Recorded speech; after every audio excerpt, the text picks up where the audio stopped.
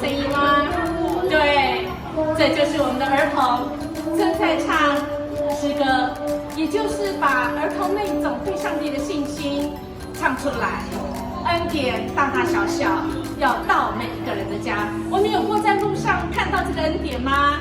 音乐牧师的好朋友就是在路上，他听到了福音，他原来才知道有这么好的福音是白白给人的，而且他听到那时候的一个善事之士，他说上帝不愿意有一个人沉沦，乃愿人人都能够得救。你知道我那个朋友，其实他正是一个想死的，就在路上听到的歌，恩典这么大，白白来，好奇妙哦。所以亲爱的弟兄姐妹，我们好不好分享一个经验？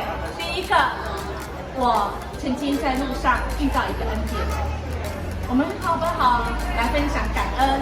然后也有一个代祷哦，我现在有没有什么一件事情，我真的需要勇敢的去跟别人分享一个恩典呢？手开手，祈祷的手。